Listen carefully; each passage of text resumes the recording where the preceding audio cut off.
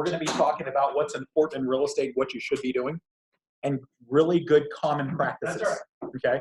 So what's really nice is the team meeting today tied into where we're going, right? If you want to be in real estate for longer than a year, longer than 5 years, longer than 10 years, this is what you need to know. All right? Who in here besides Cheryl, that's been in real estate for 40 years, I found out today, has been in real estate longer than a year? Raise your hand. Longer than a year. Longer than 5 years. Longer than 10 years. Longer than 15 years. Okay? So what's really cool is there's some people in here that have been in real estate for a long time. All right?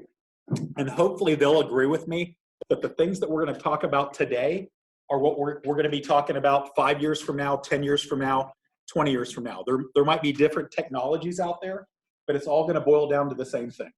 All right? It's really basically making contacts, how to stay in contact with people. So this is the question I always start out with when I'm in a room. How many people in here, because we're realtors, contact their database once a week intentionally? Okay? So you have them in a CRM, you make notes, and you call them every quarter. Okay? So we have 2 people that religiously do that. As a realtor, that's your number one job. As a realtor, to stay in business, that's your number one job. Now, I know that you have to learn the contract. You have to do all the things that are the base 101 things for as a realtor, and that's what we teach you here. But what we can't make you do is talk to people, okay? And nowadays, wouldn't you agree, Julia, that it's not just talking. It's social media. It's texting. It's however they want to be communicated with. So about 5 years ago, I was being coached by a gentleman, and I'll even say the company because they're a great company. I had a one-on-one coach with a company called Brian Buffini. And Brian Buffini is actually known for, they actually call it the referral maker system, all right?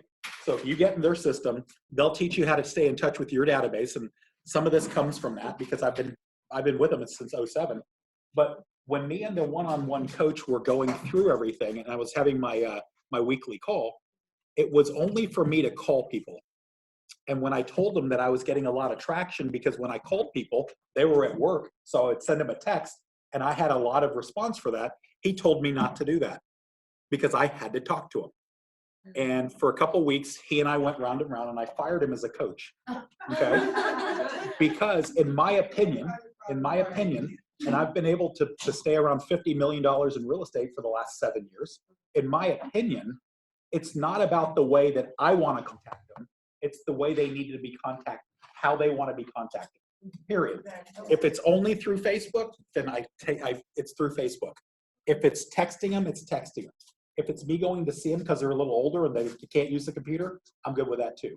But we're going to talk about all of that stuff today. But I kind of wanted to give you a background of me. So some of the people in the room don't know who I am. My name is Ray Lopez. I got into real estate in 2003. I'm the broker of the office here.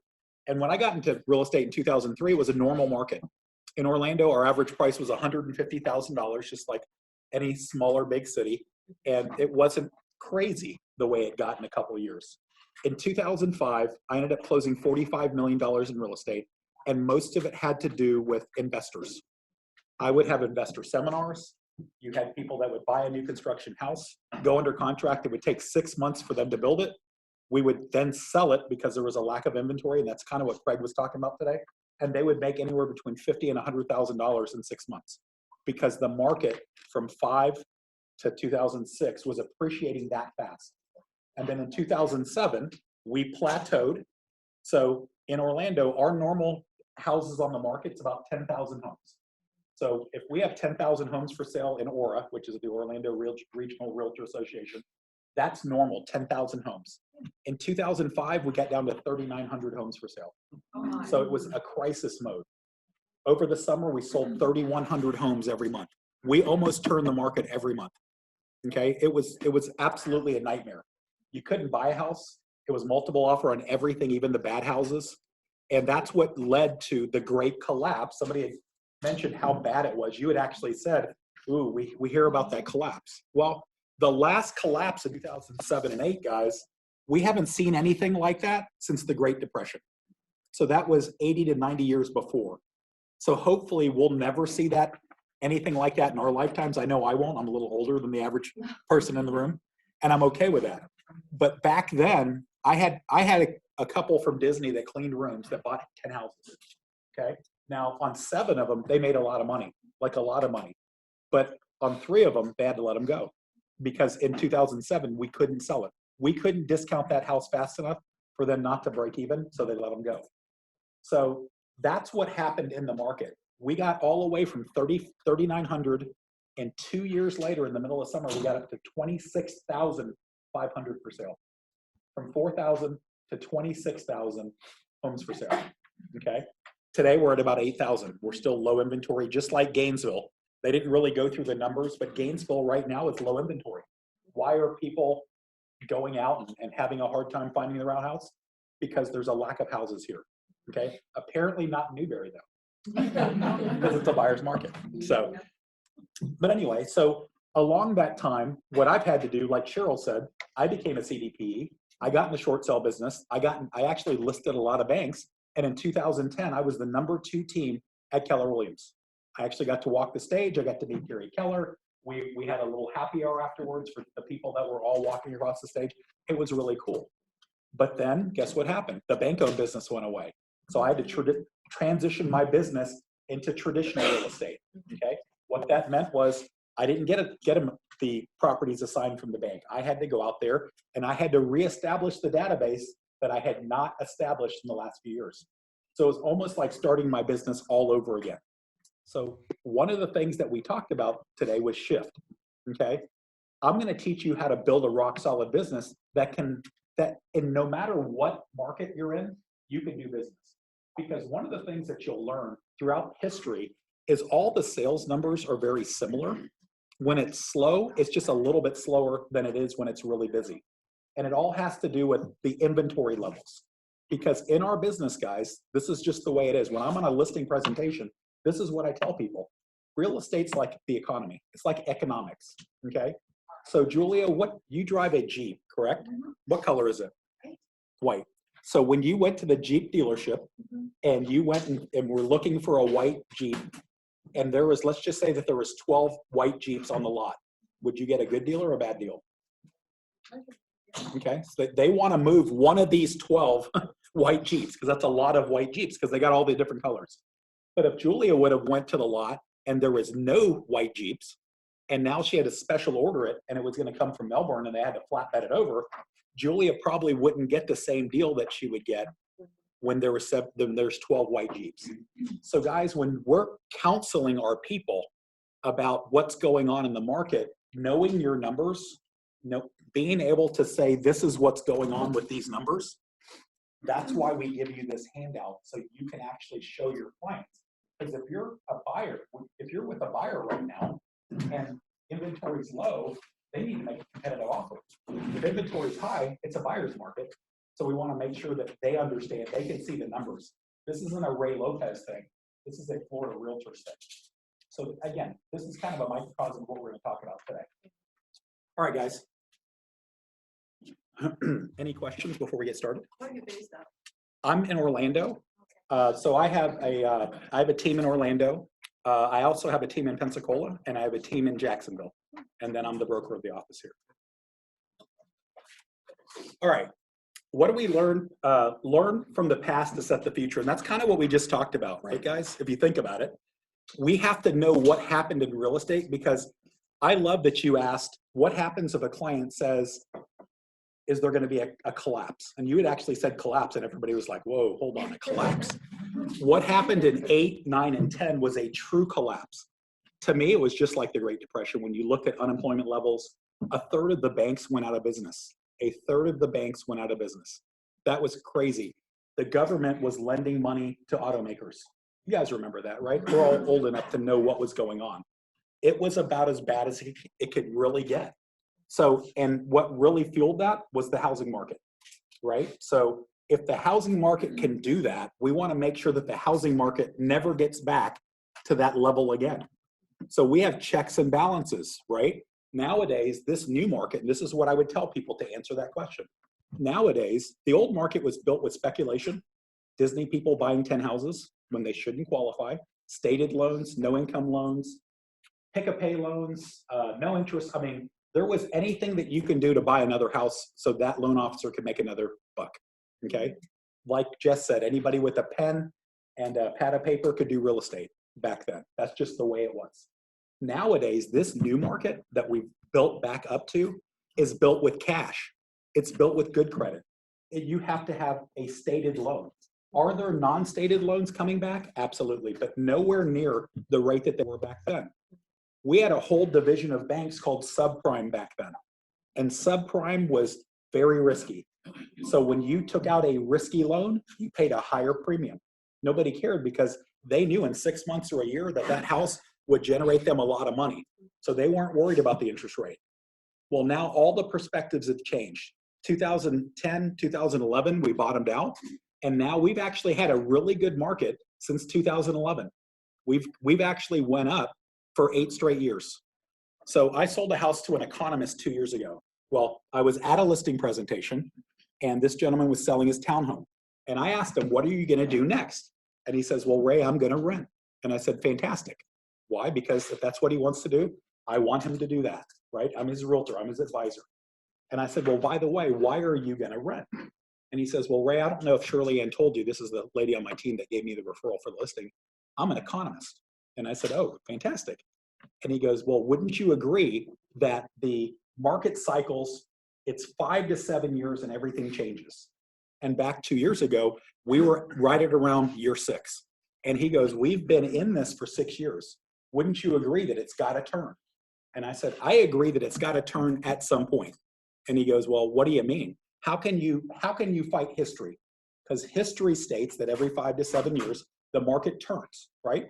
It shifts. Let's just call it what it is. It shifts one way or another. And I said, well, this is my question to you. When's the last time we had the collapse that we had in 2008 to that magnitude for the world, not the region? In 2008 or back in the 80s, there was the oil crisis. Then we had the tech bubble, you know, that really affected certain areas of the country a certain way. But when have we had a world crisis based on us leading the way as the #1 economy, everything falling and everything falling behind? He goes, wow, I guess that really hasn't been since the Great Depression. And I said, that's why this cycle is going to go a little longer.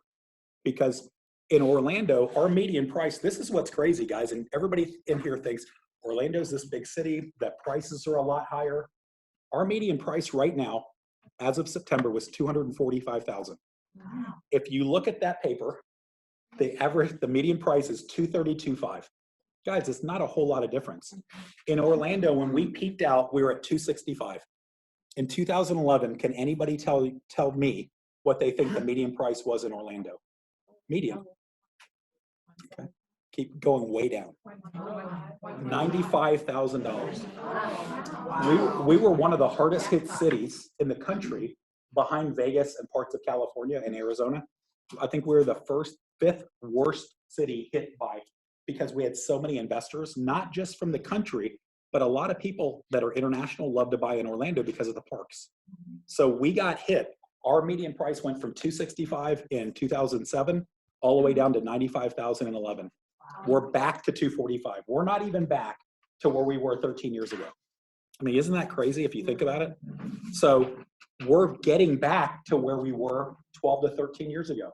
So when I hear, oh my gosh, everything's going to collapse, I know that we're still building.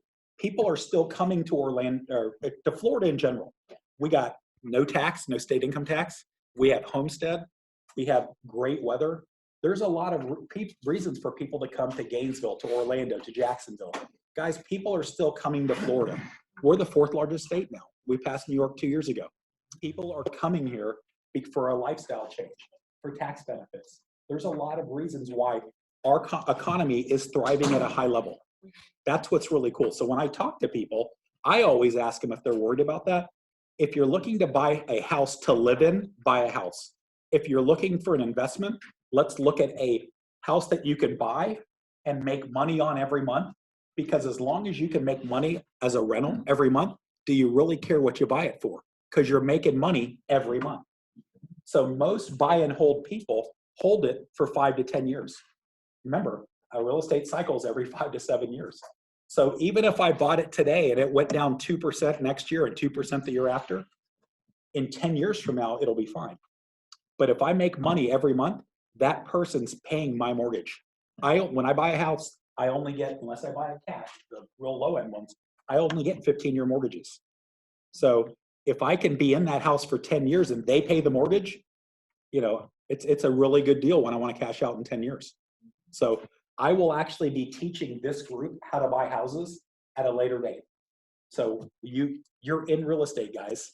So when I go to a listing presentation, Mark Dilworth loved when I said this at the leadership meeting. When I go to a listing presentation, I figure out right away if I want to buy the property or if I want to list the property, right? Because if somebody says, well, Ray, I really need to get out of this. So the other night I was at a listing presentation. They actually came into my office because it was a referral. And they said, we know that the house is worth about $350, but it needs a little bit of work. So we don't mind selling it for $325. And I said, okay. I said, the problem is we're going to sell it really fast. And they said, well, why? I said, because your neighbor right across the street on the same lot as you on the other corner, somebody came in and bought it and redid everything, like literally everything, and sold it for $420. So again, I might think about buying that because I can do that. I have the vendors to do that. And I don't really like to flip houses, but that's a good flip potential because it's downtown and people love living downtown Orlando. So again, guys, when you go on a listing presentation, you're a realtor. You get the first shot at the house. As long as everything's disclosed and they understand that you're going to give them a fair value, you still have to get an inspection. That's just part of why you're a realtor, is because you got the gold, which is the license, right? You get a chance to be your own investor. In Orlando, we have something called an iBuyer, okay? An iBuyer is an epidemic in Orlando because the Orlando market is so hot. An iBuyer is OfferPad, Open Door, Zillow Offers, Knock, all these other, Purple Brick? Well, they actually went out of business. Thank goodness. So we have so many companies out there buying houses directly from the client. I never get a chance at the listing. That disappoints me. Why? Because when I get a listing, guys, my job is to either help them buy another house or refer it out of town, because they're going to do something. Most people don't buy and rent. So whenever you list a house, the reason I love listings is, one, I get a chance for a double-sided deal, right? I sell and I buy, and or because my sign's in the front and I market it, I want to get buyers from my listing. So that's why Keller's all about listings, listings, listings. If you've got listings, you last in real estate. That's kind of the theory. All right, it makes a lot of sense. So if you list, you last. All right. Okay. So we know enough about the past. What happened over the last 15 years? 2007, 8, who had a database? I was very guilty of 3, 4, 5, and 6, it being really easy. I didn't really have a database. So in 2007, I went back to, hey guys, I know I sold a house to you 2 years ago. It's your realtor, Ray Lopez. I had apology letters going out. I mean, it was just kind of a different market. You want your business to be stable, to never have to do that. Okay, never have to do that. The current economic climate helps predict your client's needs. Okay, I keep hearing that the bright spot. So the Fed put out an article 2 days ago, and it said the housing market in the U.S. is the brightest spot in the economy. Okay, of everything, because unemployment's starting to go up a little bit, wages are starting to flatten. So they're seeing a lot of signs of recession. We've had 2 price drops this year because the Fed's trying to prevent a recession, okay? A recession's not bad. It just means we're not growing at the rate that we were growing at. So everybody hears recession, they start panicking. People still buy and sell goods, guys.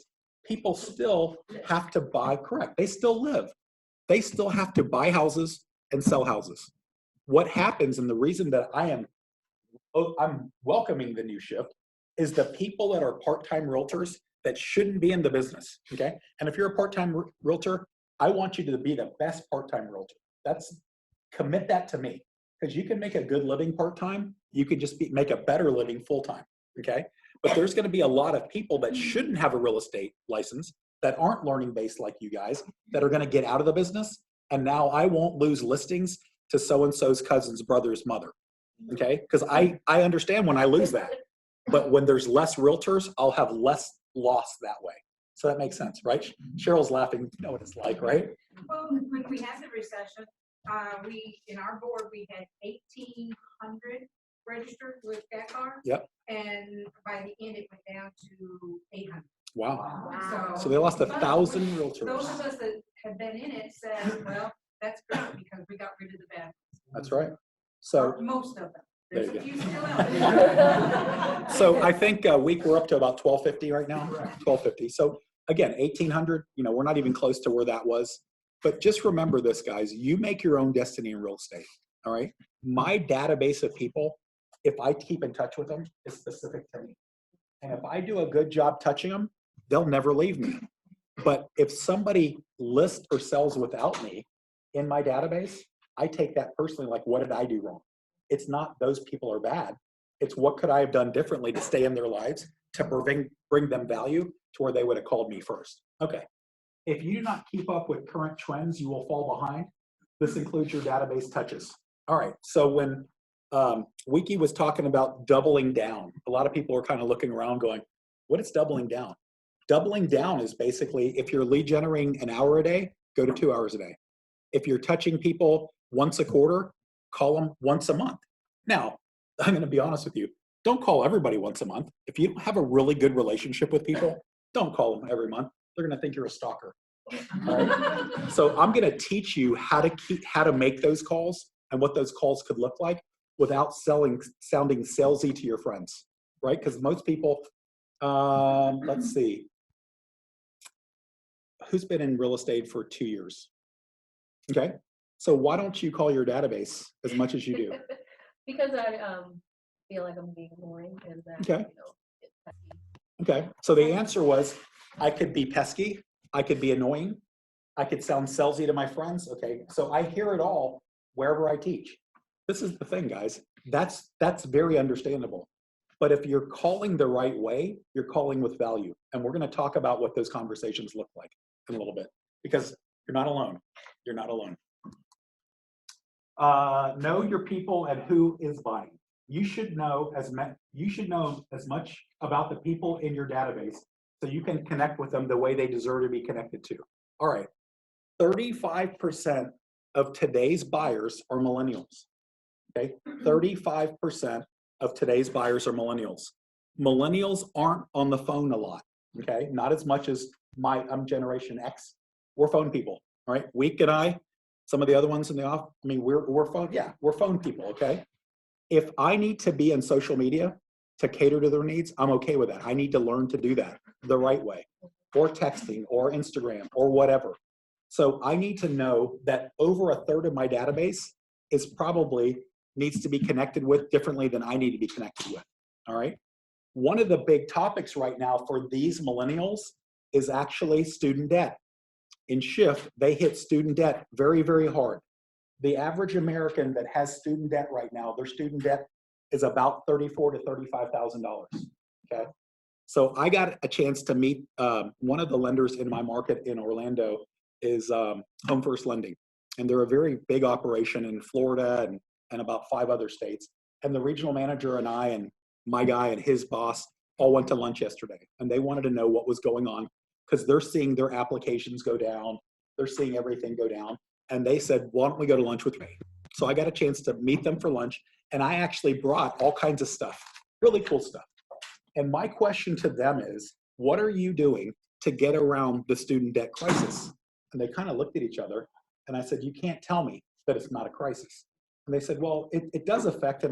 Yeah, now that we look at it, a lot of the buying power gets reduced because of this and that. This is the numbers of student debt. We have about $760 billion worth of property.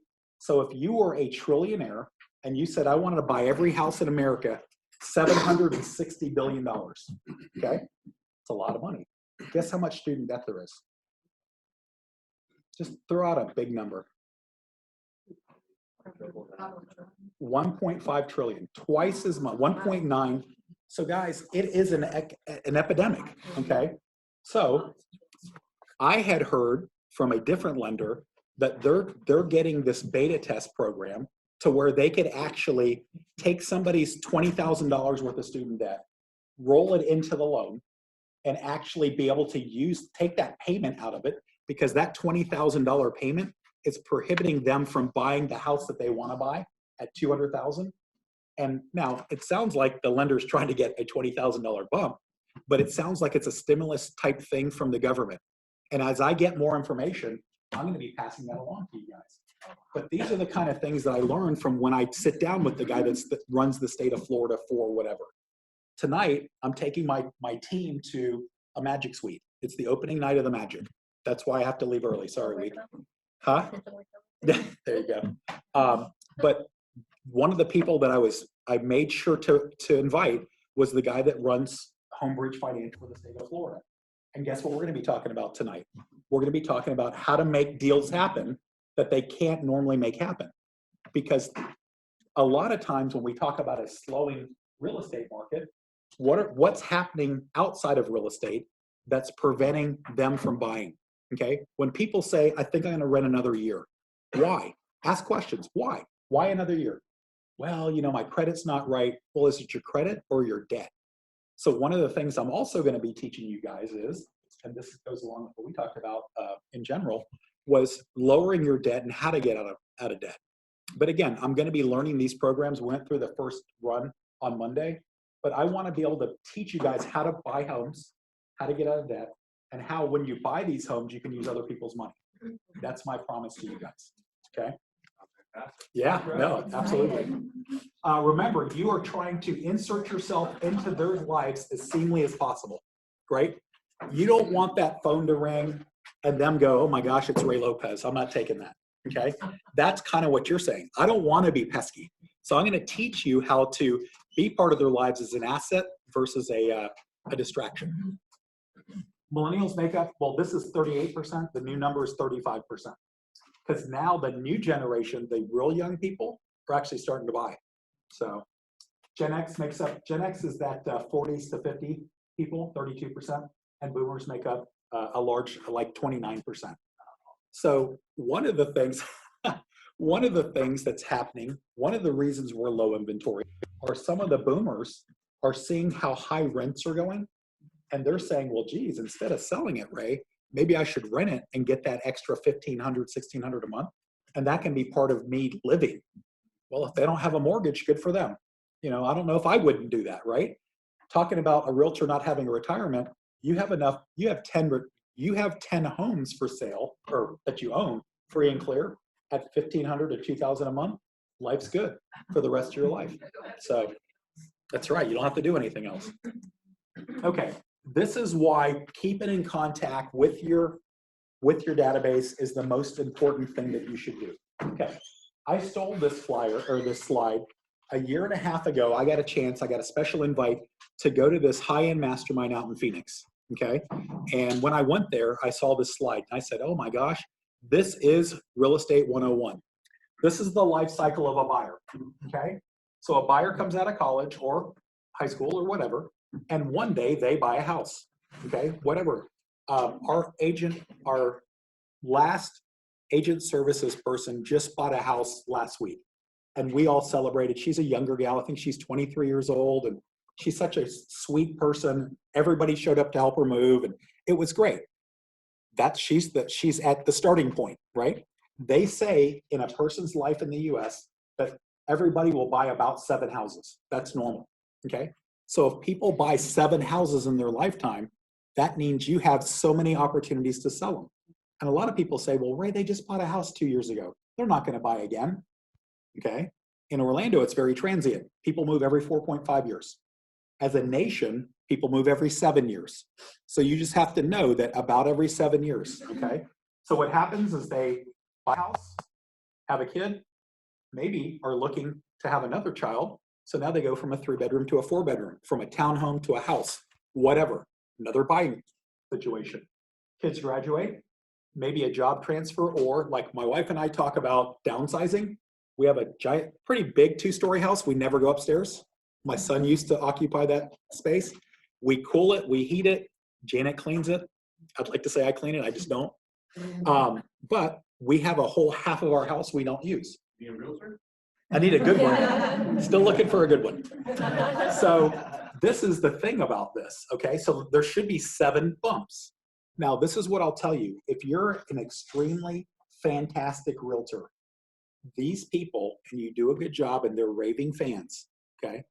Everybody on there knows somebody that's at a different life cycle and they have friends. And when they say, well, we're thinking about getting a bigger house. And that person says, well, I tell you what, Malcolm Askew is the best realtor that I could ever have. If you want to sell your house or buy a house and get the best deal, call Malcolm. And then Malcolm automatically gets a call from his database person and says, hey, I just gave your information to this person. Malcolm's excited. Malcolm's really excited if Malcolm gets the information and Malcolm can call their friend. Because a lot of times, remember this, I hear a lot of people say, hey, Ray, I gave your number to so-and-so. And that person never calls. And they keep asking me, so-and-so call you? Did so-and-so call you? So I've learned to teach people when we get into the referral conversation, the best referral you can give me is the permission for me to call your friend. Because they don't know how awesome I am until I talk to them. Yes. I have a question that Yes. actually came up yesterday at both. Do we have to check those on the do not call list? What's that? If you give your friend, if you gave me the number of your friend, what if they are in the no call list? Well, So because that came up yesterday. so We're not- I would have no problem calling that person because I could reference you. Does that make sense? Yeah. So a do not call list is a pesky call. Don't ever call me. If this person's selling and so says, hey, this is the best realtor, he's going to call you. If I call, they should get mad. If they get mad, I apologize and hang up. I mean, it should be a referral. Does that make sense? Yeah, when it just came So, up yesterday. yep. I don't know if you heard that. And the I mean, other, the legal side of it is something that, so you can't take his word for it, right? Or like, if it's legal or not to do it the right way, but to me, that's what I was thinking during the vote yesterday, that makes sense. If I'm asking somebody that I know personally, that whether I've done business with them, their family, friend, whatever, who else is looking to buy or sell a house, they give me a name, to me, that is permission to call that person, which is what we're. From a third party, the other one might not be aware of it yet. this is They what might not. this is what I'll tell you. If you call somebody that gives you that name and you get in trouble, give them my number. Well, because all you're trying to do is provide a good service. That's it. And I'll take the bullet, right? So if I can source back that your friend said good things about you, and then you called this other person and that person gets mad, then I have no problem taking the bullet for you, if that makes sense. Because that shouldn't happen. I mean, it's all positive. They're looking to sell or buy. They're looking for somebody they can trust. So guys, this is, I went to an Agent Financials with Chris. Oh, go ahead. Oh, I was going to kind of say and ask, even if you call somebody, if they don't report it, then you don't have the issue. The other thing is, if you call them, they get mad, they say, don't call again, that I will not, and if you call. Perfect. Yeah. Because a lot of times people just don't want you calling and they'll tell you that. Yes. Well, the best thing to do is to say, would you please forgive me? There you go. Because Love what it. is somebody gonna say? I'm hard-hearted, I'm not going to forgive you. I love it. You Yeah. know, please forgive me, I did not mean to interrupt your day. So Malcolm and I were talking about some classes that are good for agents. And one of them is the language of sales. Okay. You look at what we just heard. That's the language of sales. Sales can be very robotic, right? But to be a really good salesperson, you have to know how to say it to where people don't know that you're trying to get what you want from them, with them thinking that you want something from them. And I love that apology, because at that point, how do they say, no, I'm not going to forgive you? That was fantastic. Great job. Great job. So good question. But again, because we're in the people business, if somebody gives me a referral, I'm going to call them. And if somebody has a problem with that, apologize in your own way. And if they say, I want to talk to your broker, I have no problem taking that call. So just do that. Does everybody understand that everybody's friends? So you have a sphere of people. So what I tell people when I run into people in market centers and they just getting started and they're like, well, Ray, I took your class and you talked about the database and where do I get started?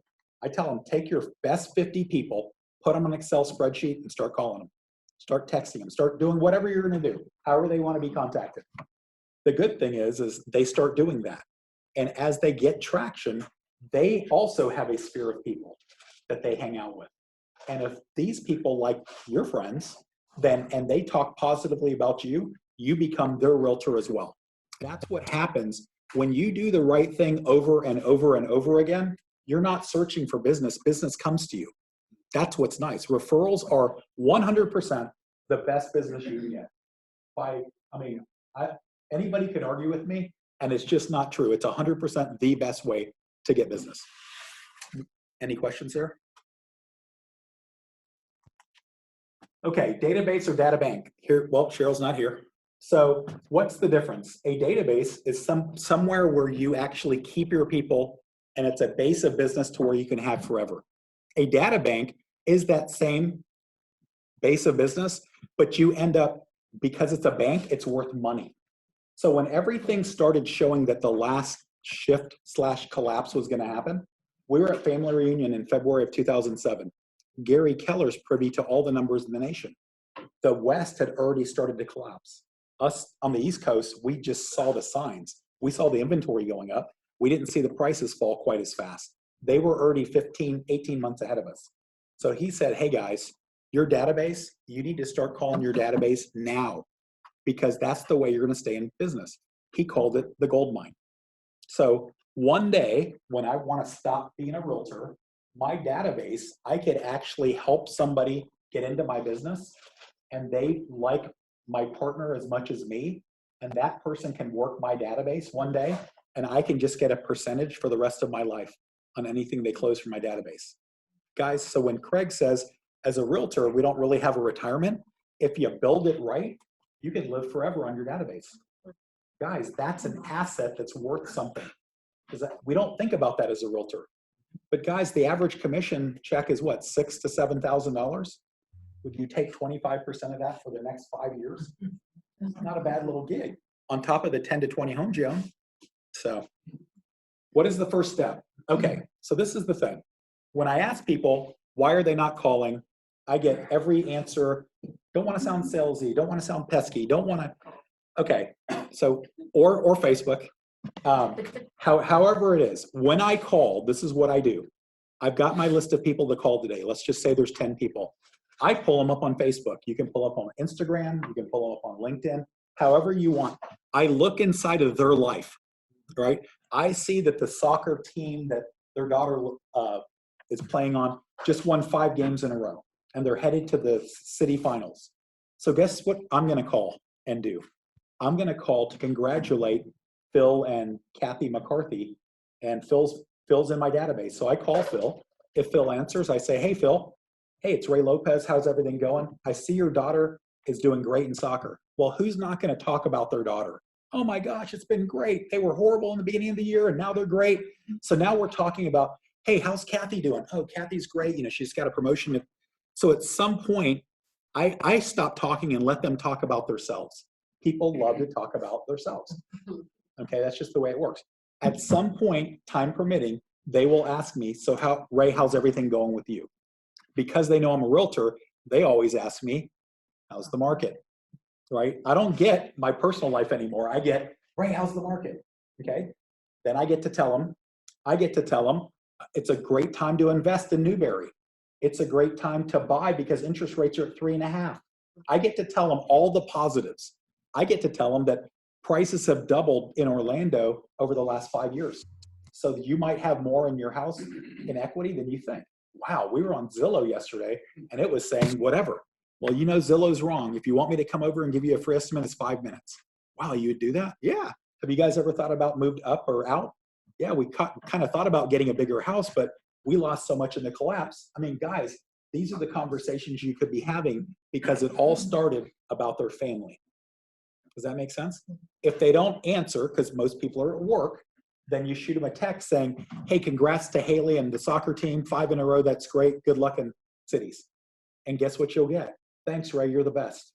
You know, that, guys, it doesn't matter. You stay in contact with them because in their brain, like you're going to learn in Bold, the reticular activator is now realtor. Ray's a realtor. Ray's good. Ray keeps in contact with me. So when somebody says real estate, they think Ray. If you don't contact them, they don't think Ray. Does that kind of make sense? It's simple, just not easy. How many people do you know? All right, this is when I'll sit down with somebody and they'll go, man, I can't get past 20 people. I'm like, are you a hermit? So think about this. You've got a dry cleaner that you go to. You got a little convenience store. So guys, nowadays, I used to say, do you know anybody looking to buy or sell real estate? Now it's buy, sell, or invest in real estate. With interest rates being as low as they are, everybody wants to be a mom and pop investor. So when I teach you guys how to invest in real estate, you need to teach your database how to invest in real estate, because that's going to open up transactions for you guys to keep you in business longer. Okay? There are investments in any market. Even during the collapse, there were investments, they were just harder to find. Okay? A lot of people would say, well, Ray, I just wish, you said that 2011, it was 95,000. I wish I'd have bought 20 houses then. Well, me too. I was worried. I didn't know what was going to happen. Everybody was scared. Everybody's 401k was in half. Most people were, 10+% of people were out of the job. I mean, it was really bad back then. So I get why people didn't capitalize. So, yes. Well, I know Malcolm actually posted a post on Facebook that a lot of millennials are waiting for the market to crash, Yep. Which is actually true. I mean, not necessarily that true, but a lot of people are waiting for the market to crash for some reason. They're waiting to, they're saving up Yep. for that to go buy stuff. I don't know why. So this is what I'll tell you. That was normal. So the smartest investor ever is a guy named Warren Buffett. Wouldn't everybody agree? And if you don't, start agreeing, because he's the man. Okay. Oracle of Omaha. He says the one thing that I get asked more than anything is, how do you know when you're at the bottom? And he goes, even I don't know when you're at the bottom. If it makes sense numbers wise, buy it. If it doesn't make sense numbers wise, don't buy it. Because this is what I'll tell you. Let's just say that we have a correction next year or the year after. How long is it going to go down for? So that millennial's still waiting, still renting. So let's just say it's a normal cycle, 5 years. So next year plus 5 years. And so they just don't know. You can't time the market. What I will tell you is, if you're renting right now and your rent's $1,500, and rents, I'm sure in Gainesville, are going up just like everywhere else in the nation. Yep, they never go down. Okay. So what I will tell you is, if you're renting right now and you want to stabilize your payment, buy something. The reason that it's stable in Orlando and in Florida in general, it's because we have homestead. In other states, you don't have homestead. So if valuations spike, your payment can go up almost like a rent payment can go up. We're very lucky to have homestead here, guys. So if you want to buy something, buy it. Don't worry about the market, because as long as your payment is where you want it, it's going to either go up or down. But if you're going to be in the house 5 to 10 years, you're good. Does that make sense? So I understand the mindset, but nobody knows. We could have 3 more decent years, and then they have to wait for it to go into a good deal. So what? Yes. Okay. I just wanted to make kind of a suggestion too.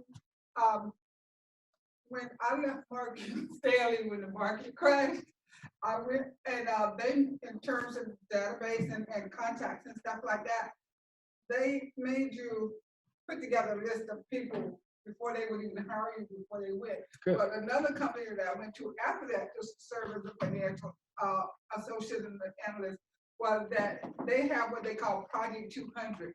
And what Project 200 is before you went on full time and got your full pay with them, you had to put together a list of 200 contacts. I love it. With names, address, email, and still what everything you know, but the very basic, and you can't turn in with stuff missing. They say you got too much white space filling in. There you go. I love it. Thank you for that. You might want to try that technique in building up your contact list of Project 200. And I've used my Project 200 ever since, even when I'm doing personal things and I need to be in contact with people, I have the information. Because guys, It's nice to teach you in your first 30 days to have 200 people in your database within your first 30 days. I love it. So guys, remember this. Let's just say that you came from somewhere else. So let's just say that you just moved down last year from Michigan. Okay, so you moved down last year from Michigan, and you know everybody in Michigan. It's okay to keep in contact with them, because if they're looking for a good realtor, we're lucky enough to be with Keller Williams, and we can actually go zip code specific who's the #1 agent in that market area. Mm-hmm. So when you say I can send you the best listing agent in the area, I guarantee they've heard of this person, because we can look at the numbers. We have We have Kelly and we have a geographic map to where we can drill down. And guys, 25% of a $10,000 check isn't bad, right? I mean, that's just the way it works. For giving a name and making a connection. I love referrals. It takes a few minutes. And it takes a few minutes. It takes a few minutes. Absolutely. So guys, that database list needs to be where you're from and who you know, anywhere in the nation, and even really anywhere in the world. What does Gary say about the database? What did I say earlier? Goldmine. Who are your closest 50 friends? We just talked about that. Let's make it the closest 200 friends, right? Put them into your CRM, Command, spreadsheet, or whatever you have. If you're still using something like Follow Up Boss, use that. But ultimately, we want to go through Command. Why? Because ultimately, Command is going to be able to do all of this stuff automated for us. Make sure you get all their information. Why is that important, that you get all their information? Okay, that's great. What else? Yes, Birthdays, anniversaries. there you go. Purchases of home. So I actually, this is what I do, guys. I actually, every day on Facebook, something pops up and says, hey, Ray, these 7 or 10 people are having birthdays. And if they're a realtor, don't worry about that. If they're in my database, I call them and I start singing happy birthday. That's just what I do. It's kind of cheesy, but they laugh. But who else is going to do that? Their family doesn't even call them for their birthday a lot of time. I'm not even family, I'm calling them. So guys, this is the thing. Be different, right? Be different, yes. But if people are not in the same city as you can get referral. There you go, absolutely, You know, even if you're real, I- so you could still say. happy birthday. absolutely. Well, I'm just talking about local people, local realtors, so. Feel free to tag them as much as possible.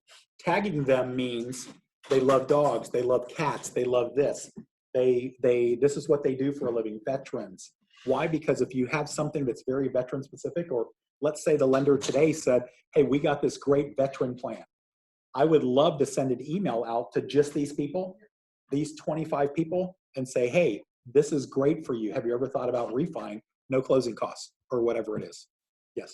So when we're contacting people from Facebook, because I do have a lot of friends from Facebook, how would you go about getting their name and email address without, seeing? Well, if they're on Facebook, you have their name, right? Yeah, oh yeah, I'm sorry. Yeah, they're like their email and their phone number and their address. How would you kind of? So you would have interactions with them on Facebook to the point where you like them, right? And then at some point you would say, if it's not in their bio already, what they do, right? So I work at a photography place. How do you like that? Da, da, da, da. And then they say, well, what do you do? I'm a realtor. How do you like that? Love it. Well, what's great is I actually send out market updates every month to show how much houses are appreciating or depreciating. Would you ever want something like that? Just stop talking. Everybody wants to know what the market's doing. If you're renting as a millennial, you want to know when it's going to turn, right? You want to know if it's appreciating, depreciating. Anybody that owns a house wants to know what it's worth. So do you see how that works? So it's really having conversations, whether it's through Facebook or whether it's through Instagram, having interactions with these people. That's the key. I call for birthdays. I call for anniversaries. If I have the husband and wife, I'll typically call the wife because there's more impact on the anniversary. The guy a lot of times is like, oh, damn, that's today. So, Hey, I think you should tell the husband to give him a heads up. well, if I knew far enough in advance, I would. Goal to add per day. So guys, this is the thing. This is all a great theory until you put it in practice. Everybody, so if you don't take anything away from this class outside of using social media for your calls, it's have a goal of what you want to build every day. And if you hit your goal, then you've had a productive day. Does that make sense? So one of the things that I do with my team, and I think I'm going to bring it up later, is we do at least as a minimum a 5-5-5. Okay. We want on Facebook, we want to add 5 new non-local realtors to our database every day, right? Non-local realtors. Now, it's okay for you to go into one of your database people and kind of look through their friends and go, oh my gosh, they're friends with Joe Smith too. I know Joe Smith. Click Joe Smith, friend request. Because they'll know people you know that you're forgetting, right? From high school, from college, from where you work. Click on their Facebook and go look at their friends. And then you can send friend requests through there, okay? The second 5 is to comment on 5 people from your database is information. right? So you go through and you see the soccer thing and you say, wow, that's fantastic. Good luck in states. You know, people, this is what's crazy, guys. People think that interaction. So when anybody posts anything on Facebook, it's really cool to get a lot of interaction, isn't it? Oh, yeah. You read everyone, you're like, okay, who's going to react next? You know why? Why? It releases endorphins. That's right. That's what I was going to say.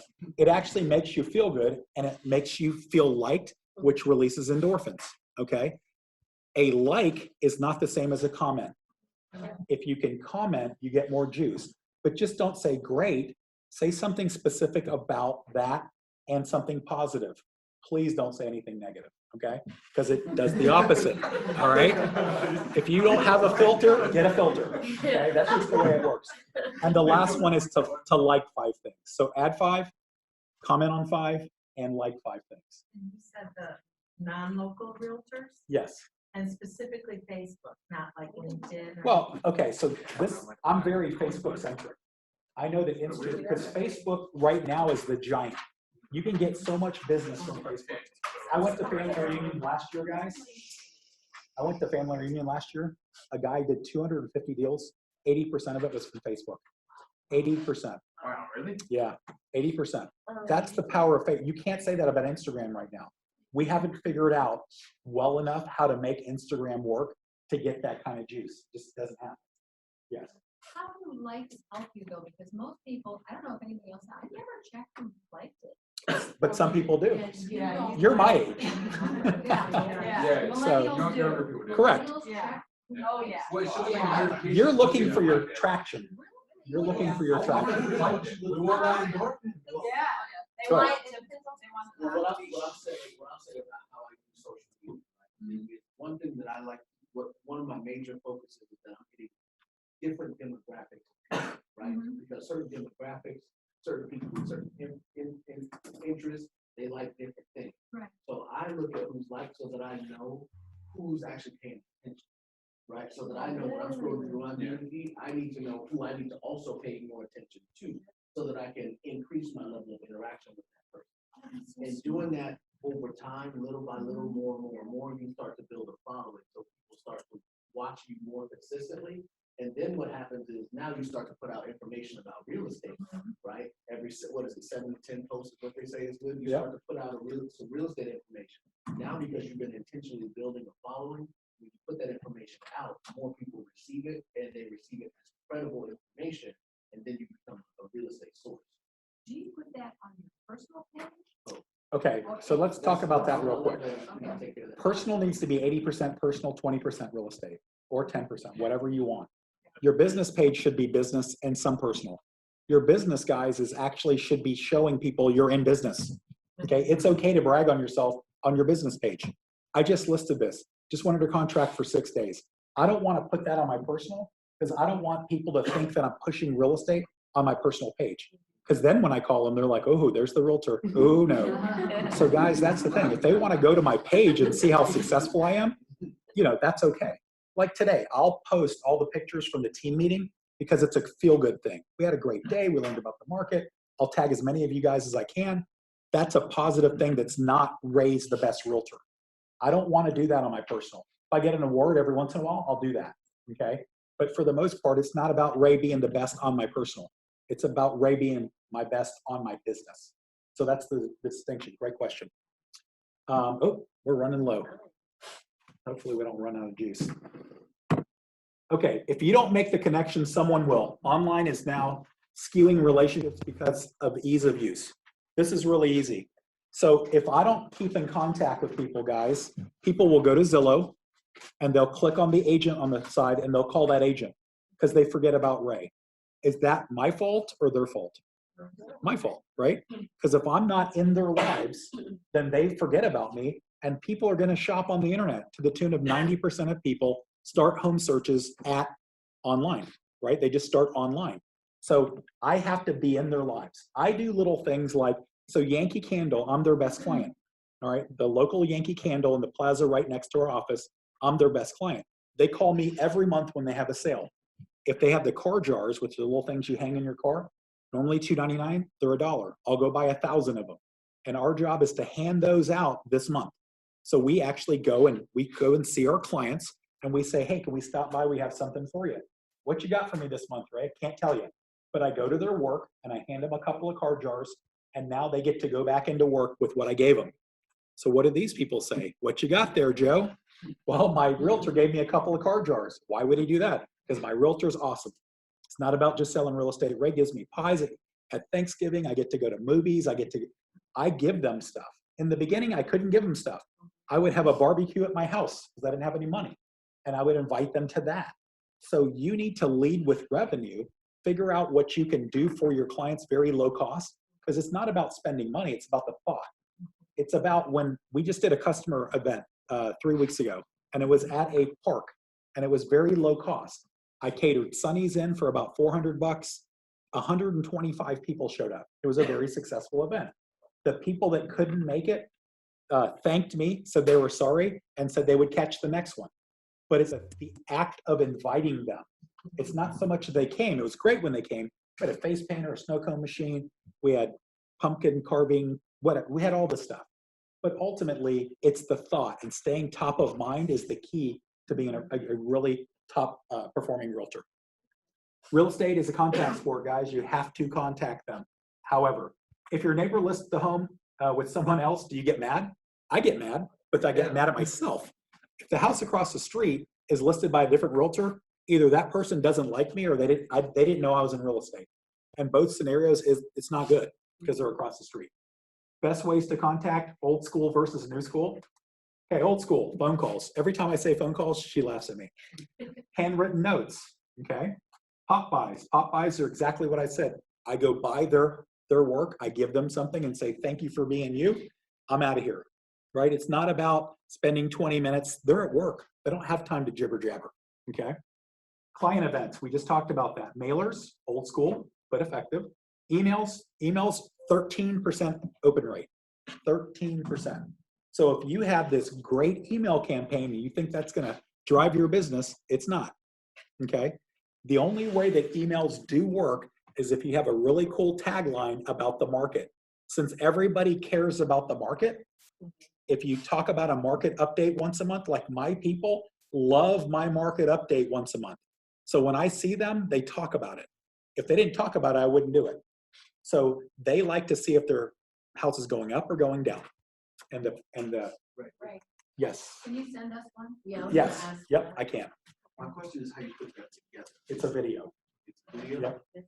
So our board, we're lucky, we're spoiled. In our board, they make a 1.5-minute video. And all I do is talk over it. So they say what they say, and I take those words, and then I say, brought to you by Orlando Regional Realtor Association. You can actually take those same numbers, make a video of you talking about this, whether it's infographics or you talking in front of a camera. I've seen some really cool 1 minute, 1.5 minute, you want to be short, guys, little videos that talk about this is what's going on in Gainesville. Average price is this. Inventory is going down. Da, da, da, da. In my opinion, it looks like we're going to have another good year next year. Whatever the data tells you. Does that make sense? So, but it's got to be specific, not for the nation. It's got to be specific for Gainesville. New school, social media, Instagram. Do the 555. We talked about that. Send text. Guys, I use something called BombBomb. Okay, when we go to contract with somebody, the first thing that our transaction coordinator does is she introduces herself through a video on BombBomb because they'll never meet her. And she says, my name is Michelle. This is what I do. This is what I'm going to do for you. Call me first. Do not call the agent. Da, da, da, da. And everything is video. Why? Because nowadays everything's moving to video. Yes, Liz. I use that too. Perfect. I also do video. Yeah. I got a listing from using BombBomb. Awesome. So that does, I'm sorry. I don't know, but there's probably some discount. We probably get 25% off because of a partnership. But yeah, BombBomb's great. Sending short videos, we just talked about that. Okay, door knock, the present, green light. What this means is if you open up Facebook on a computer and you look on the right side, there's a green dot on everybody that should be on their Facebook open right now, okay? So when we talk about door knocking in neighborhoods, let's just say that Malcolm and I wanted to go door knock a neighborhood. It stinks in the middle of summer because it's like 190 degrees, right? We're sweating, we're walking around trying to hand stuff out. Wouldn't it be nice if you knew who was home and who would answer? I would really be in for door knocking that way. So if you door knock the green lights and send an instant message to somebody, and this is the power of the instant or the private message. Okay, a year and a half ago, almost 2 years ago, Facebook changed their algorithm, all right? And it went from a social media a long time ago to a business network, and now they're trying to make it social again. And the reason I'm telling you that is a lot of people were pushing business stuff on Facebook, and Facebook didn't like that a lot of people were getting mad because it was almost like